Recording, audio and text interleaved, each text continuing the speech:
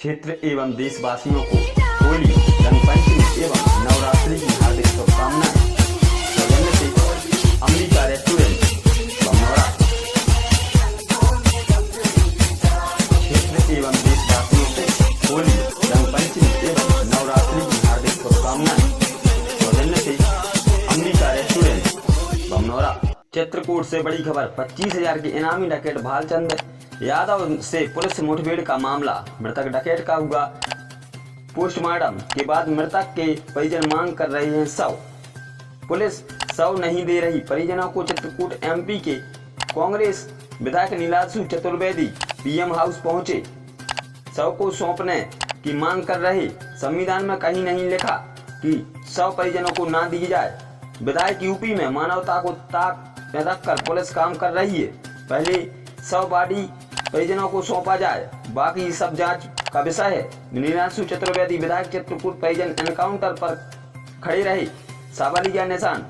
TF और police के encounter को परिजन बता रहे हैं फेक एनकाउंटर। कल पुलिस और एसटीएफ ने 1.5 लाख के इनामी डकैत गौरी यादव के सक्रिय सदस्य भालचंद यादव को मुठभेड़ में मार गिराने का किया दावा। आज मृतक के भाई भी गिरफ्तार मारकुंडी थाने में दिखाई गई।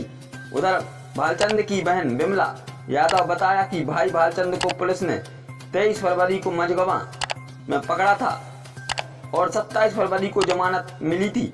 इसके बाद वह घर पर ही रहता था। बुधवार को दोनों भाई भालचंद यादव और लालचंद यादव बाइक से सतना गए थे। भालचंद के मुकदमे में तारीख थी। राष्ट्रीय समाचार न्यूज के लिए नंदेश कुमार यादव की रिपोर्ट। 31 तारीख को गया सतना पेशी में, जो कि छोटे भाई को लिवा कर, लाचंद को लिवा कर साथ में गया है। इसके बावजूद यहाँ से करीबन 11-12 बजे करीब इधर से गए हैं, 11 बजे करीब। वहाँ 12-1 बजे तक पहुँच गए होंगे और वहाँ पेशी वेशी किए हैं। पेशी वेशी करने के बाद इधर से आए। ये जो कौन मोड़ है इधर सिरमौर है सुनाऊ, यहाँ तक के ये हमें जानकारी है कि आया। हमने फ़ोन लगाया तो बताया कि हम यहाँ तक आ चुके और इधर कोई उसको अटैच कर लिया। अब हमें ये मालूम नहीं कि अटैच कौन कर लिया। इसके बाद करीबन 9 बजे करीबन जब वार्ड सामने आया तो मेरा भाई मुठभेड़ दिखा दिया यूपी एसटीएफ ने। कौन बताया आपको? बॉडी आपको कब मिली है? कौन कौन बताया? मोबाइल से व्हाट्सएप में हम देखें। अच्छा, बॉडी आपको कहाँ मिली है? बॉडी मिली तो हमें यहाँ सोनीपुर में जिला अस्पताल में। एक भाई इनके और भी अभी पुलिस की हिरासत में। पुलिस के हवाले, जो कि उसका कोई पता नहीं चल रहा था। करीबन 12 बजे कल पता चला उसको शाम 4 बजे करीबन जेल भेज दिया गया। वहाँ क्या उसके चोट के निशान है शरीर में? क्या मारा गया है? क्या बहुत सारे चोट हैं उसके। तो इस तरह की दुर्दशा की गई है कि आज तक कोई देखा भी नहीं होगा उस तरह की दुर्दशा। आँखों की पट्टी बांध दी। किसकी गलती मानते हैं इसके पीछे आप? इसमें तो पुलिस की गलती है सही सर। इसलिए हम पुलिस को जानेंगे, यूपी एसटीएफ को जानेंगे। क्या करेंगे अब आप उच्च अधिकारियों का इंतजार करेंगे? हाँ बिल्कुल करेंगे। कि दाह संस्कार करेंगे? नहीं बिल्कुल करेंगे। हमें तो न्याय चाहिए। क्या नाम लेते आप अपना? मैं फूलचंद यादव। और जो 2 भाई उनका क्या नाम था? वो भालचंद यादव और छोटा भाई लालचंद यादव। जो अभी सबसे महत्वपूर्ण बात ये है कि जैसे यूपी एसटीएफ द्वारा बताया जा रहा है कि हमने उसको मुठभेड़ पे मारा। यदि मुठभेड़ पे मारे हैं तो प्रथम प्रश्न ये उठता है कि सबसे पहले उसके खिलाफ मझगवा पुलिस ने एक एफआईआर दर्ज की थी, कोई आपराधिक पंजीकरण पत्र किया था। तो जब मझगवा पुलिस ने 23 फरवरी को उनको गिरफ्तार करके जेल भेजा और यदि वो ऐसा कुछ यूपी में केस किया था तो यूपी एसटीएफ ने या यूपी प्रशासन पुलिस ने उसको रिमांड पे क्यों नहीं लिया? अब प्रश्न इस बात का उठता है कि यदि वो बंदा 27 फरवरी को जमानत पे छूट जाता है, रिहा हो जाता है, बाद में उसके ऊपर किस प्रकार से या किस नियम के तहत इनाम घोषित किया गया? सबसे प्रमुख मुद्दा तो ये है। और अगर कोई व्यक्ति रिहा है जमानत पे तो ये और फिर अगर उसे एनकाउंटर पे दिखाया जाता है तो ये तो माननीय न्यायालय की अवहेलना यूपी है। पुलिस का एसटीएफ का दावा है कि मड़वा बांध में गौरी की गैंग में सम्मिलित थे और इनके द्वारा पुलिस पार्टी पर फायरिंग की गई है। जी भाई, आप ये समझ सकते हैं कि जो बंदा यहाँ से 11 साढ़े 11 बजे न्यायालय सतना वहाँ पेशी करने जाता है और यदि वो यहाँ साढ़े 11 बजे निकला है तो निश्चित रूप से वहाँ पहुँचने में उसको 1 बजे होंगे सतना तक। अब सतना में वो पेशी करने के बाद वहाँ के अधिवक्ता महोदय जी का भी कहना है कि वो लगभग 2 बजे के आसपास मेरे यहाँ पेशी किए हैं, मेरे साथ में पेशी किए और माननीय न्यायालय में उस व्यक्ति का सिग्नेचर भी है जिसका इनकाउंटर दिखाया गया। जब वहाँ से वो आ रहे होते हैं तो रास्ते पे जो बंदा उसका छोटा भाई लालचंद यादव जिसको जेल भेजा गया, उसने बताया वो कल न्यायालय में कि हमको यहाँ चितहरा के मोड़ के आसपास से उठाया गया 4 पहिए पे और मुझको मारकुंडी थाने पे बंद कर दिया गया, आँख पे पट्टी बांध के, और बड़े भाई को ले जाया गया।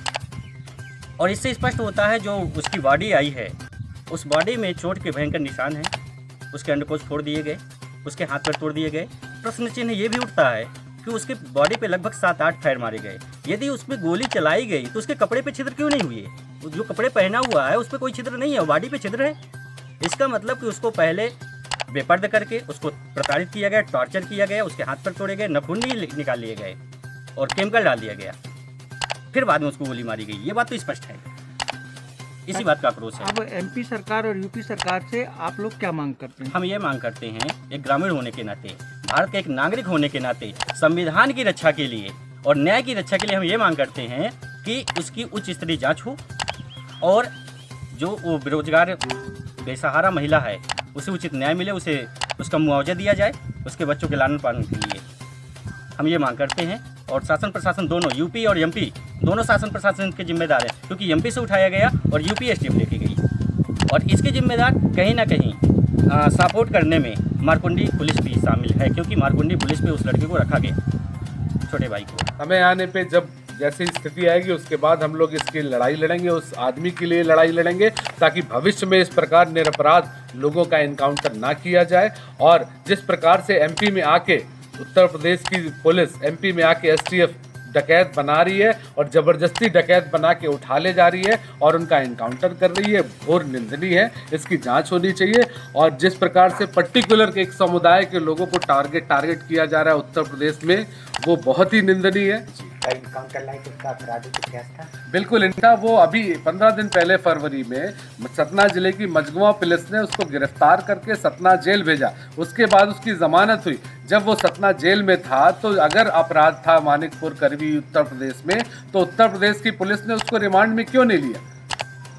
और अगर अपराध था तो उस टाइम इनको यहाँ पे टाई अप करके मध्य प्रदेश से उससे बातचीत करनी चाहिए थी। और अदालत में अगर कोई आदमी पेशी करने आ रहा है, अदालत के सामने खड़ा हो रहा है, हम सम्मानीय न्यायालय के सामने अपनी बात रख रहा है, पेशी में लगातार आ रहा है, तो वो डकैत कैसे हो सकता है? 2 बजे तक सतना में है, सतना से 150 किलोमीटर दूर जहाँ की घटना ये बता रही है पुलिस उत्तर प्रदेश की, वहाँ आने जाने में 150 किलोमीटर दूर है, समय लगता है। उसके पास राइफल भी उपलब्ध करा दी जा रही है कि राइफल भी उसके पास थी, मुठभेड़ भी कर रहा है। कैसे दोहरी चीज़ें हो सकती है? और उसके शरीर की हालत देखने के बाद ये 100% तय है कि उसके साथ अत्याचार किया गया है और ये दुर्व्यवहार है। यूपी की जो योगी आदित्यनाथ जी की निरंकुश पुलिस है, उसका ये नतीजा है कि उत्तर प्रदेश के में तो अपराध कंट्रोल नहीं हो रहे थे, लेकिन हमारे मध्य प्रदेश में घुस के हमारे लोगों को उठा के इस प्रकार की घटना कर रहे हैं। ये घोर निंदनीय। बेरोजगार युवाओं के लिए खुशखबरी, HDL ग्रुप लेकर आया है शानदार रोजगार। कम पूंजी में घर पर रहकर ही करें व्यापार। हमसे जुड़ने के लिए संपर्क करें